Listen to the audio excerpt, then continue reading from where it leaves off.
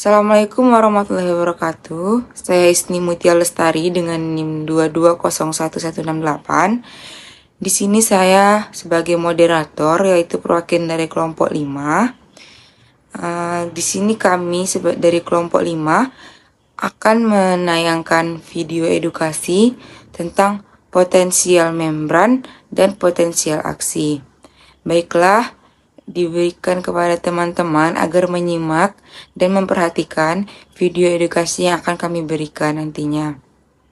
Sebelumnya, izinkan saya memperkenalkan anggota kelompok saya yang akan menjalankan presentasi pada kali ini.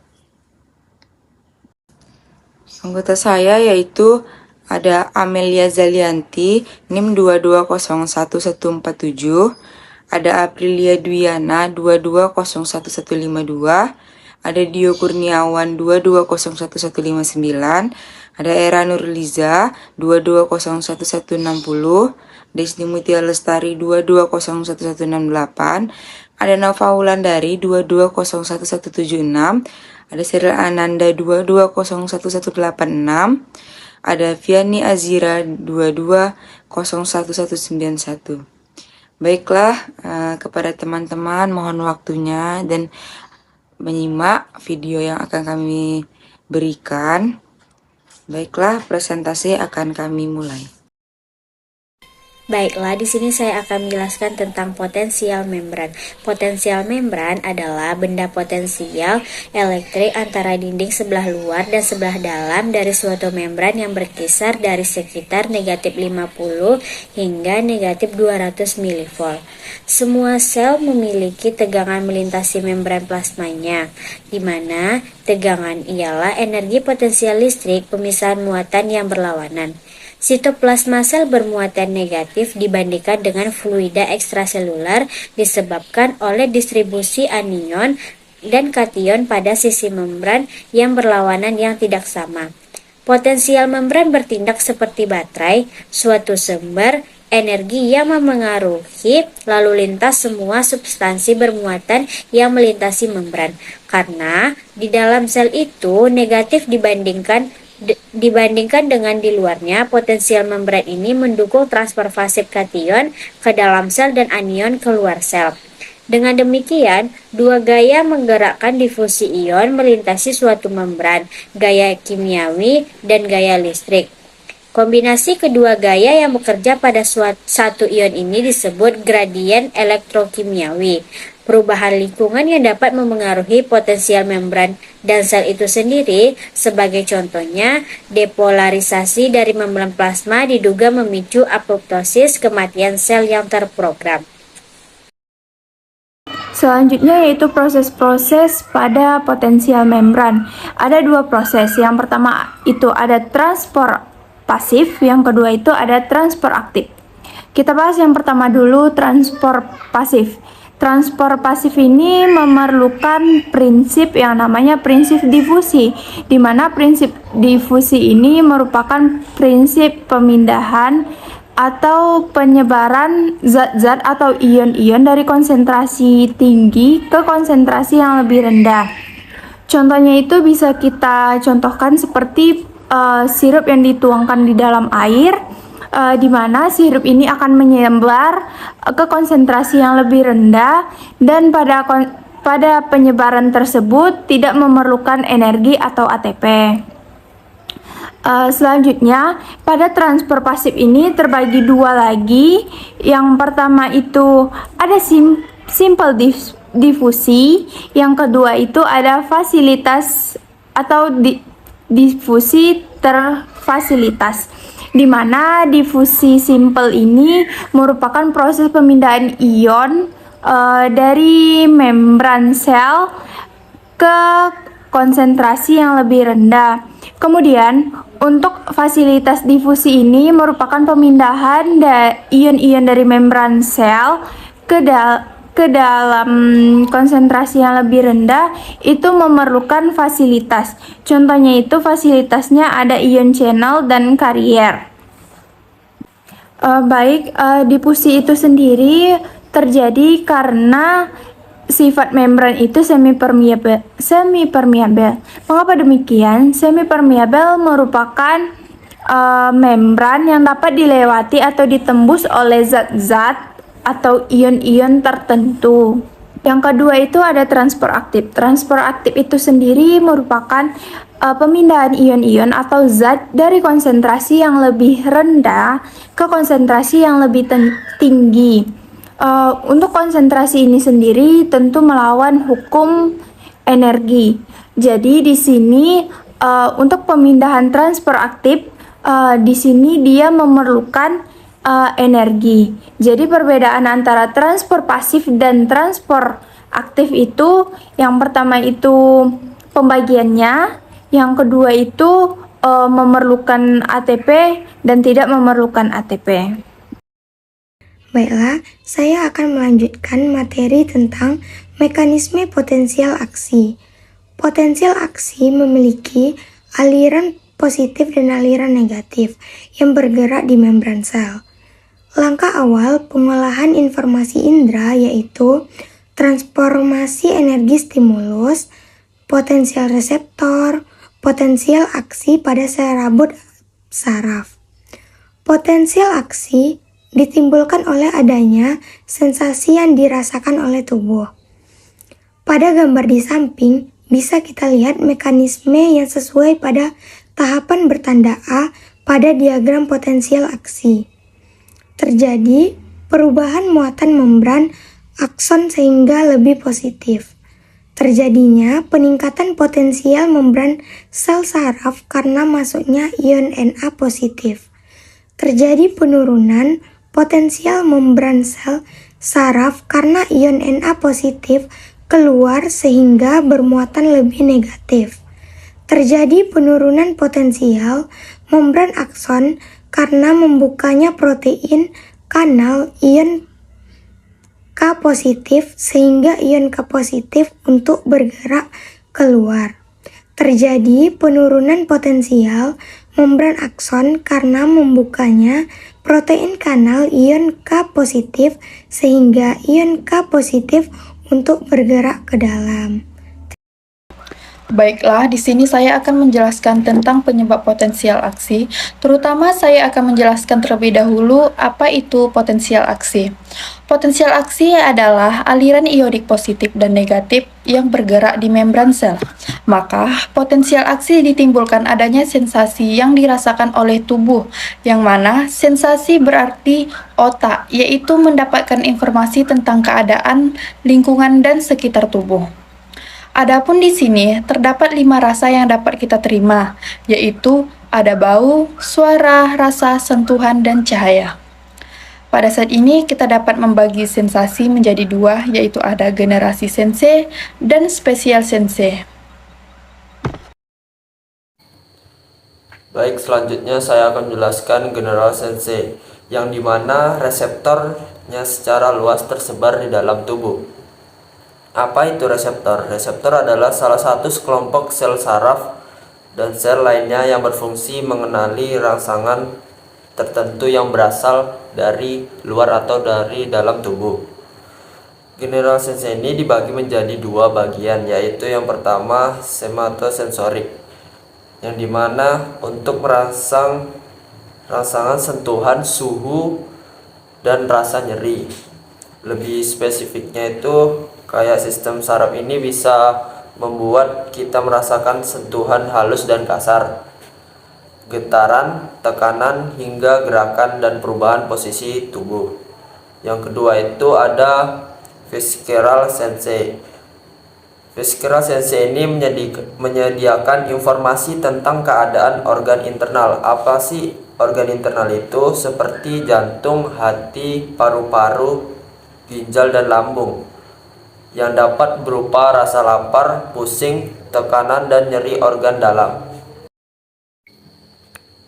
Selanjutnya, spatial sense lebih mengkhususkan pada struktur maupun penempatan pada organ tubuh yang berfungsi untuk menerima rangsangan dari luar tubuh melalui beberapa organ, yaitu mata, Mata dapat merasakan dan melihat cahaya. Kemudian hidung dapat merasakan bau. Terus lidah dapat merasakan rasa. Yang terakhir, telinga dapat mendengar dan menjaga keseimbangan. Baiklah, di sini saya akan menerangkan tentang komponen potensial aksi, di mana pada komponen-komponen potensial aksi ini faktor-faktor yang mempengaruhi dapat terjadinya, yaitu diantaranya ada kanal Na+, pompa NaK, ion Na+, ion K+, kanal K+, dan faktor-faktor yang lainnya. Pada setiap jenis kanal memiliki fungsi spesifik dalam aktivitas elektrik saraf. Juga, kanal-kanal ion tersebut memiliki fungsi dapat menjaga potensial sel. Baiklah, yang pertama saya akan menjelaskan ion Na+. Ion Na+ ini merupakan ion yang bermuatan positif, di mana Na+ ini berada di luar sel dari sistem saraf. Hanya sedikit ion Na+ yang berada di dalam sel. Perbedaan jumlah inilah yang membuat perbedaan gradien konsentrasi yang dapat menyebabkan ion Na melewati membran. Ion Na+ membantu dalam potensial aksi ketika penghantaran sel saraf. Yang kedua yaitu ada ion K+. Ion K+ ini juga merupakan ion yang bermuatan positif. Ion K+ kebanyakan berada di dalam sel. Pada keadaan tertentu, ion K+ ini akan keluar dari sel sehingga dapat mengurangi muatan positif yang ada di dalam sel. Yang ketiga yaitu ada kanal ion Na+. Kanal ini berfungsi dalam meneruskan potensial aksi dengan membuka jika terjadinya depolarisasi membran. Pada pembukaan kanal ion ini dapat menyebabkan ion Na+ dapat masuk melintasi membran dan menyebabkan depolarisasi. Selanjutnya yaitu ada ion K+, di mana ion K+ ini yang berperan sebagai kekuatan penstabil atau disebut dengan stabilizing force, di mana memiliki fungsi antara lain yaitu repolarisasi yang terjadi pada potensial aksi dan mengatur potensial istirahat atau juga disebut resting potensial. Nah, pada komponen potensial aksi yang telah dibacakan tadi, kanal-kanal yang berperan penting yaitu ada kanal natrium yang berada di gerbang voltase dan kanal kalium yang bergerbang di voltase. Baiklah, yang pertama kita akan membahas tentang kanal natrium yang bergerbang di voltase. Kanal ini memiliki dua gerbang, yaitu gerbang aktivitasi yang berada di dekat luar sisi kanal dan gerbang inaktivitasi yang letaknya dekat dengan sisi dalam kanal. Dan yang kedua ada kanal kalium bergerbang voltase. Selama keadaan istirahat, gerbang kanal ion kalium ini berada di dalam dengan keadaan yang tertutup. Nah, ion kalium ini terhalangi untuk melewati kanal ini menuju keluar. Nah, di mana kanal kalium hanya terbuka secara bersamaan ketika terjadinya kanal natrium mulai tertutup akibat inaktivitas. Mekanisme potensial aksi. Yang pertama, tahap istirahat. Tahap istirahat terjadi ketika neuron dalam keadaan istirahat. Bagian dalam membran lebih negatif dari luar membran sebesar minus 70 mV. Yang kedua, tahap depolarisasi, di mana ketika neuron menerima stimulus muatan di dalam sel berubah menuju nol. Apabila muatan tersebut melewati ambang batas sebesar minus 55 mV, membran akan terdepolarisasi. Kenaikan tegangan dalam membran tersebut akan menyebabkan terbentuknya saluran natrium. Natrium akan masuk ke dalam sel sehingga muatan sel menjadi lebih positif dan mencapai 40 mV. Yang ketiga, tahap repolarisasi. Ketika muatan mencapai puncak sebesar 40 mV, saluran natrium akan tertutup sehingga menyebabkan saluran kalium terbuka dan kalium keluar karena natrium tidak lagi masuk ke dalam sel sehingga muatan akan kembali menurun. Yang keempat, tahap hiperpolarisasi. Muatan akan kembali turun melebihi keadaan semula, yaitu di bawah minus 70 mV. Kemudian, kalium dan natrium akan kembali menstabilkan neuron dan menjadi dalam keadaan semula. Assalamualaikum warahmatullahi wabarakatuh. Perkenalkan, nama saya Piani Azira dengan NIM 2201191. Baik, di sini saya akan menjelaskan tentang materi terakhir, yaitu proses perubahan keelektrikan membran. Ada dua, yaitu proses potensial istirahat atau potensial membran dan ada potensial aksi. Baik, sekarang masuk kita kepada potensial istirahat atau potensial membran. Dalam keadaan istirahat antara sesi dalam dan sesi luar membran sel, terdapat suatu benda potensial yang disebut dengan potensial istirahat sel atau sel resteri potensial. Dan potensial ini berpolaritas negatif di sesi dalam dan positif di sesi luar membran sel. Dan yang kedua adalah potensial aksi. Potensial aksi adalah pembalikan singkat potensial membran akibat perubahan cepat permeabilitas membran atau juga bisa disebut potensial aksi ini merupakan perubahan yang cepat pada potensial membran sel atau sel saraf. Nah, sekarang kita masuk kepada fungsi fisiologi yang terjadi dengan diawali perubahan keelektrikan membran sel. Yang pertama, ada efek perpindahan kalium saja pada potensial membran sel. Potensial keseimbangan K terbentuknya gradien listrik, maka K yang bermuatan positif akan tertarik ke dalam sel.